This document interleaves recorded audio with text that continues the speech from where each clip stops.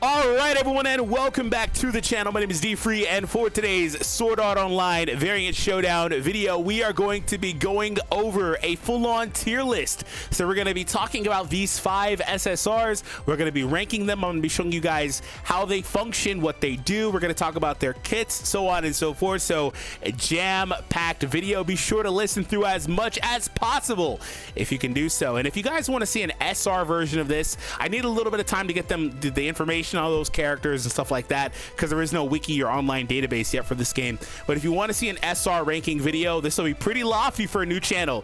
We need 120 likes, okay? 120 likes to let me know that you guys are supporting the videos and you want to see that. So the first thing I'll tell you, okay, let me say this. Tier lists are obviously always going to be opinionated. They're going to be subjective. Things like that are going to occur. You'll see, I looked at some tier lists. You'll see placements where it's like Silica's at the very bottom, or she'll be all the way up here next to Kirito, things like that. It really just kind of depends on what you're trying to accomplish with said tier list.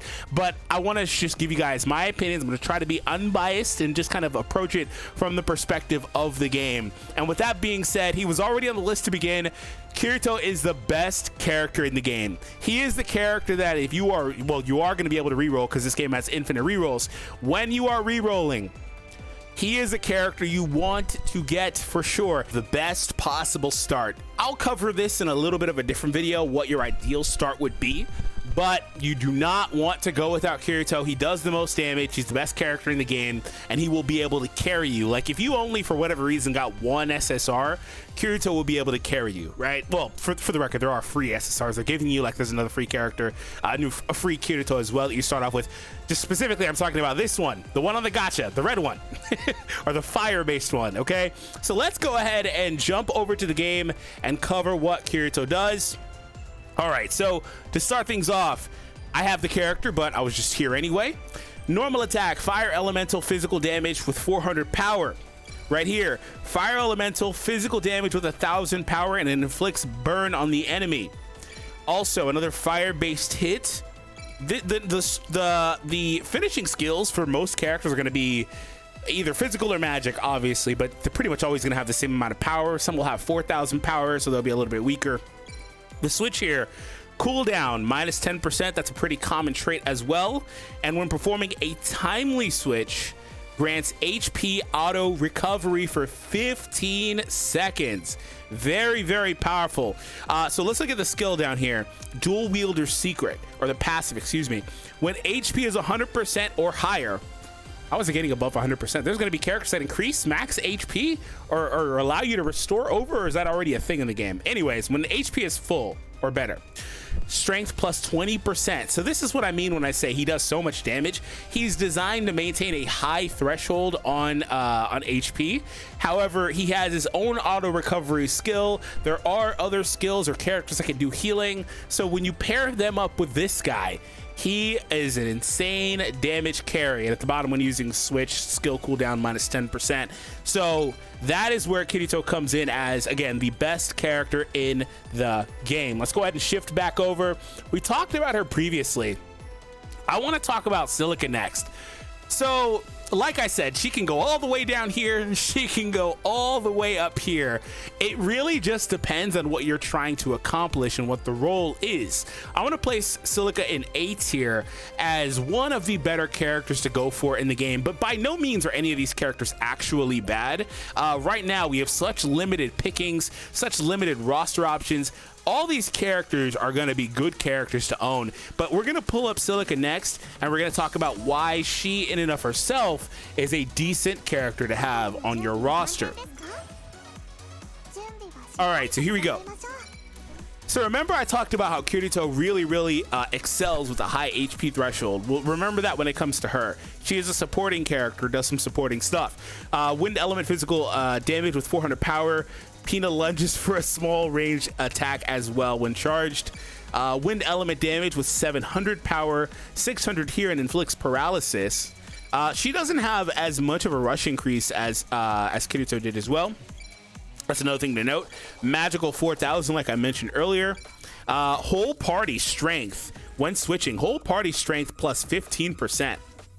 And when you do a timely switch, whole party strength plus 25%. That is a massive strength increase. That is a massive strength increase. So obviously you've got to get, I still have to get better at the game to really maximize those timely switches. But still, 15 to 25 for 15 seconds is a long time to get a buff. And when using switch, recovers own and the switched in character's HP by 25% when HP is 100% or higher. So she is healing. She's healing. She's healing. That was a joke. You probably didn't get it. It probably went over your heads. It's a Legends joke, Dragon Ball Legends joke. So the healing and the strength increase. Also, she does not the best damage, just kind of okay. But she also does another increase of strength at the bottom. So she is the type of character that you want to have on your preferred 3-character roster to fill out your set, right? That's why some people are putting her here, but also because she's not individually sound. That's why she can go towards the bottom, but I'm gonna put her there, and we're gonna actually move on to Asuna next. She's not better than Kirito, but she is, if you could have an ideal 3-character list, I think if you have Kirito and Silica, you can throw in whoever, but this would be a damn good one. So let's go ahead and cover Asuna next. We're going to move back over to the gashas because I actually don't have Asuna. And again, there is no online database for me to pull up in a tab for you guys to see. Not yet anyway. Okay, so. And also, remember, when it comes to these, we're only talking about the characters because some of these cards are really going to enhance what these characters do as well. So Asuna is a physical water damage dealer, right? So water physical, 400 there, 700 here, with a very high rush increase, a full gauge on that. Then down here, another physical water. Non-elemental physical, 4,500. And when using switch, rush gauge accumulation plus 10%, and then another 20% for the timely switch. Now, okay, I'm assuming this flip-flops and they don't stack when it says when using switch or when using timely switch. That's the way I've been reading this. But if they do stack for whatever reason, I don't think that's the case. That's incredibly powerful, getting 30%. But I think it's just either or, right? So at the bottom here, when HP is 100% or higher, rush gauge accumulation plus 20%, and another increase on whole party strength. So you have another character that's offering a ton of strength support here. And that is a ridiculous ability to have, because what it's going to do is it's going to help you get what is it, the break on the boss, and just you'll be able to do a ton of damage in that position. So overall, if you can have her on your team, and especially if you're a really good player, she is going to be very, very powerful. She may be the most skill-based character that we've taken a look at so far on this entire list. So for the next character, we're actually going to do something a tad different. We are taking a look at Leafa, because this game does have a gallery, a collection that you can look at. However, you can't see what the characters do unless you actually own the characters. So I don't own 2 of these characters. There was Leafa, and the only reason I can see Asuna is because she's featured on the banner. Leafa is not. She was just in the banner. So let's see what Leafa is doing here. So we're gonna pull up her first skill here. Wind element physical damage with 1000 power and inflicts pain. Also the next one here, wind element damage with 600 power. Okay, and we'll go back to the finisher. 5000 power with physical damage. And when switching, skill cooldown minus 10. And when performing a timely switch power plus 15. This would imply that they do stack, because this is the first one that has 2 different effects on it. This would imply that they do stack, because why would you flip-flop? Interesting. I have to go back. Maybe there's something in the game that tells you they stack. Probably not. These games are notorious. All of them are notorious for not telling you every single detail like this. Anyways, Speed Junkie at the bottom. When using switch, strength plus 10% for 10 seconds. And that's only for her. Okay. When performing a timely switch, strength plus 20% and rush gauge accumulation plus 5% for 10 seconds. Now, that is interesting. I think she's the worst character we've read so far, unfortunately, but her with Asuna could be pretty interesting. She could be pretty interesting. However, I don't okay. If you got a reroll with her, Asuna, and Kirito, that's a good one. But also because any reroll with Kirito is really good, and Asuna with the rush gauge accumulation on any composition will be good. She's kind of win more, right? Kind of win more. I still think Silica deserves a good placement though, as like our only real healer. So there's that too. You can make an argument that these characters, like I said in the very beginning when we talked about her, are extremely niche and they only need to be down here. So for the last one, we are going to follow up by taking a look at Lisbeth. All right, let's go back to the game, boys, and we'll take a look at my Lisbeth.